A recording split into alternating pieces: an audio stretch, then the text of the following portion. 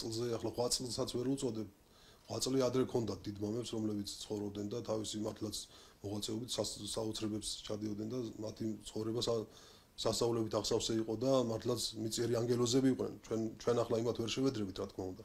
მაგრამ ის რომ ჩვენ აქ ცხოვრობთ და ასე თუ ისე ვინ არჩუნებთ აქ მონასტრულ ცხოვრებას. ამასაც აქვს თავისი მნიშვნელობა, რადგანაც დაცარებული მონასტერი თქვენ როგორც ბრძანეთ წეღან და ნახეთზევით უკვე მისაკუთრებული აქვთ ან ყოველ შემთხვევაში ცდილობენ რომ მიისაკუთრონ გარკვეულმა რაღაც სხვა ძალებმა.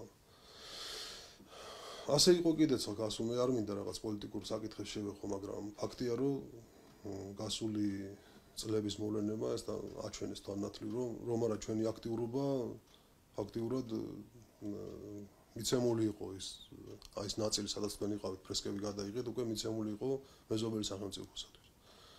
ამანაც რა თქმა უნდა იქონია გარკვეული მნიშვნელობა, გავლენა ამ საკითხზე, რომ შენარჩუნდა და ჯერჯერობით ისევ არ არის გადაწყვეტილი, მაგრამ ყოველ შემთხვევაში მცდელობა იმისა, რომ ჩამოეშორებინათ ის ნაწილი ჩვენი ქვეყნისათვის ჯერჯერობით შეჩერებულია და იმედია, რომ ეს ისე მოგვარდება, როგორც საჭიროა და როგორც ამას ითხოვს ისტორიული სინამდვილე და სამართლიანობა.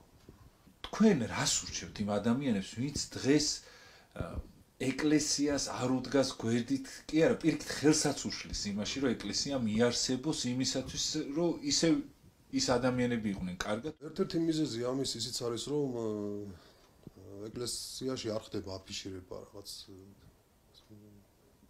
სიკეთის კეთების.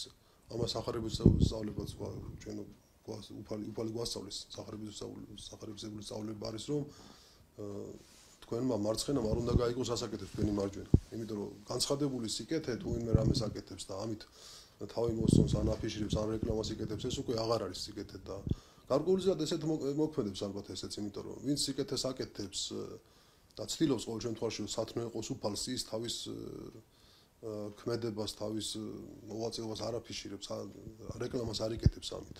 ეს მოღვაწეობა მიმართულია მხოლოდ და მხოლოდ უფლის სადიდებლად და რა თქმა უნდა საკუთარი სულის ცხონებისათვის.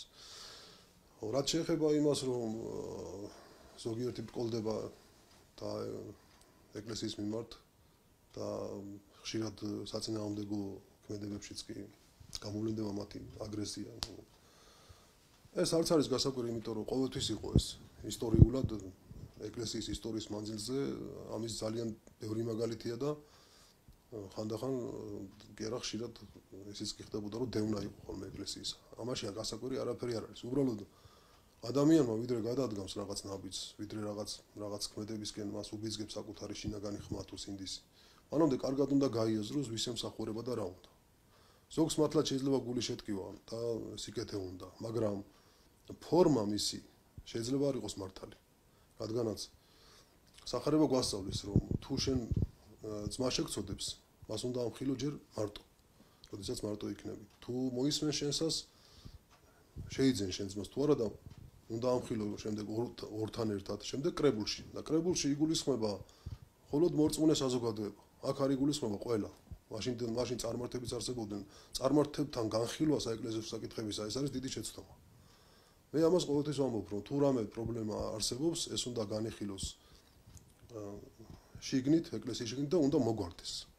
და ასე ვთქვათ, აფიშირება და თუნდაც გამოგონება რა თქმა უნდა პირდაპირ როცა ემსახურება, როდესაც ადამიანი იგონებს რაღაც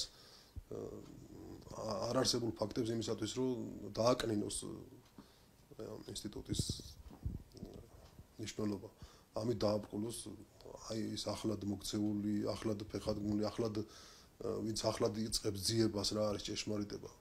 ეს უკვე რა თქმა უნდა დანაშაულია, მაგრამ თუ ვინმე ხედავს პრობლემებს, ამ პრობლემის მოგვარების გზები არსებობს და ამისი, ასე ვთქვათ, აფიშირება, გამოტანა, მე იმას კი არ ვამბობ, უნდა დაიმალოს. უბრალოდ შეიძლება ვიღაცისთვის ეს იყოს დამაბრკოლებელი. იმ გზაზე, რასაც ქვია უფლის შემეცნების გზა. მე არ მინდა ახლა რაღაც ისე გამომივიდეს, რომ იმას არ ვქადაგებ, რომ პრობლემები უნდა დავმალოთ. კი არა, პრობლემები არ უნდა დავმალოთ, მაგრამ პრობლემის გადაწყვეტის ადეკვატური გზები არსებობს.